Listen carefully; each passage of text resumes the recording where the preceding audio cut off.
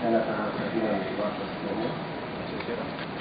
Head of the Committee on Local Government for allowing me to make a short message. Before the formal presentation on Bangsamoro Basic Law, I would like to make an opening statement here, a very brief one.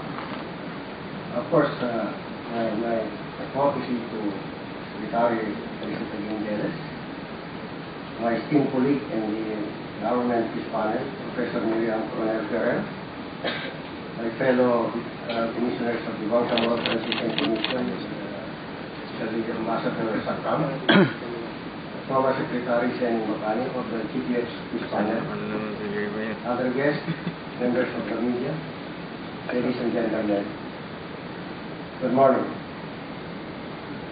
Thank you for this opportunity to address the esteemed members of the Senate and talk about what is very important to us, establishment of the Bangsamoro. Why does the establishment of the Bangsamoro matter? Why should we build the Bangsamoro? This is important because establishment of the Bangsamoro will end the long-standing conflict that has been discouraged our people. The conflict has caused untold pain and misery.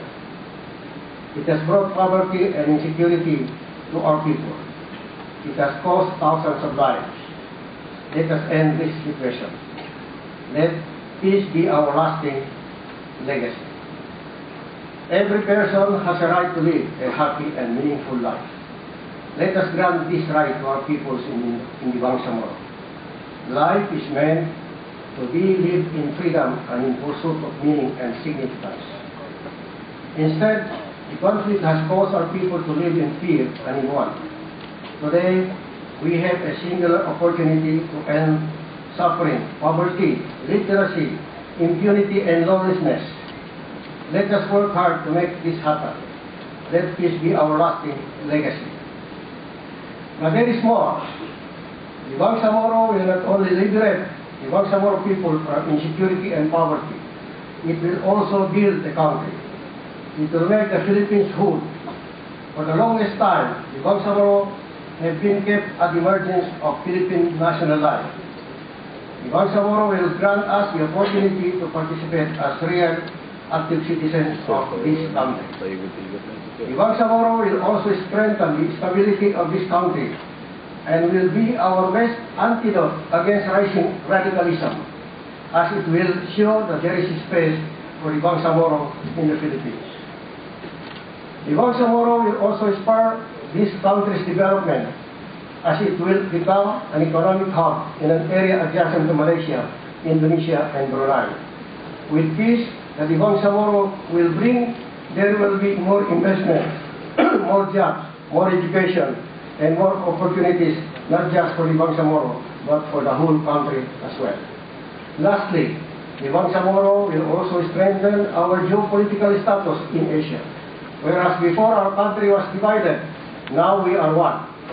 Those opposed to the peace in the Bangsamoro will claim that the Bangsamoro Basic Law is unconstitutional, will divide the country, and is merely a ploy for independence on the part of the MILF. The Constitution, among others, is a toolkit for solving intractable social problems.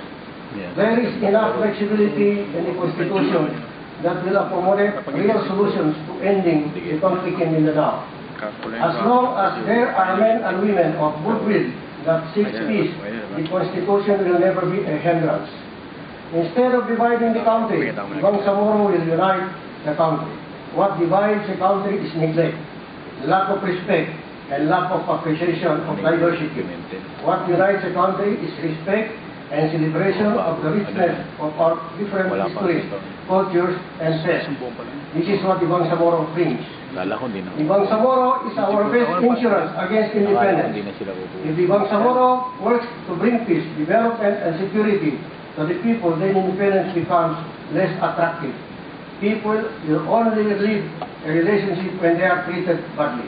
But if they are treated well, there will be no reason to aspire to be independent. Look at the result of the referendum in Scotland. where the no vote for independence outvoted the yes for independence. The same applies to the Bangsamoro. Once again, we would like to say that we have given the best years of our lives to securing a better future for our children, a future that is peaceful, secure, and prosperous. Given the circumstances, we would gladly do it all over again. This is our solemn commitment. But now, we have a chance where our children need not make that kind of sacrifice again. Help us make that happen. Let us build a future where our children will spend the best years of their life pursuing their highest dreams of peace and prosperity. Let peace be our lasting legacy. Finally, I trust the collective wisdom of the members of Congress, both in the Senate and the lower house, to pass a good legislation in the form of this proposed Bangsamoro Basic Law. Thank you very much.